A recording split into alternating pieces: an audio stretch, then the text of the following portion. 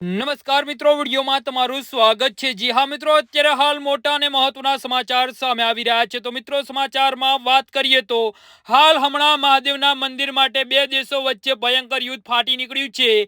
Russia, Ukraine અને Israel Palestine વચ્ચેનું યુદ્ધ શાંત નથી થયું, ત્યાં જગત એક નવા યુદ્ધનું સાક્ષી બની ગયું છે। દક્ષિણ પૂર્વ એશિયાના બે પાડોશી દેશ કંબોડિયા અને થાઇલેન્ડે એકબીજા પર હુમલો કર્યો છે, એકબીજા ઉપર હવાઈ હુમલા કર્યા છે। જી હા મિત્રો, કંબોડિયા અને થાઇલેન્ડ વચ્ચે લડાઈનું કારણ સરહદનો વિવાદ છે। 1863 થી 1953 સુધી કંબોડિયા પર શાસન કરનાર ફ્રાન્સ દ્વારા 1907માં આ જમીન સરહદનો નકશો બનાવ્યો હતો, જેને લીધે 11મી સદીમાં બંધાયેલું પ્રી વિહાર મંદિર કંબોડિયાની હદમાં જતું રહ્યું હતું। તે મંદિરને કારણે થાઇલેન્ડના નકશામાં ઉગ્ર વિરોધ કર્યો હતો। જી હા મિત્રો, અત્યારે હાલ મોટા અને મહત્વના સમાચાર સામે આવી રહ્યા છે। આ વિવાદ વધી જતા 1962માં ઇન્ટરનેશનલ કોર્ટ ઓફ જસ્ટિસ દ્વારા નકશાનું સમર્થન કરાયું હતું। નોંધનીય છે કે પ્રી વિહાર મંદિર ભગવાન શિવને સમર્પિત છે, જેના કારણે બંને દેશો વચ્ચે લડાઈ ચાલુ થઈ છે। બંને દેશ વચ્ચેની લડાઈમાં ઓછામાં ઓછા 9 નાગરિકોના મોત થયા હતા અને 14 લોકોને ઈજા થઈ છે।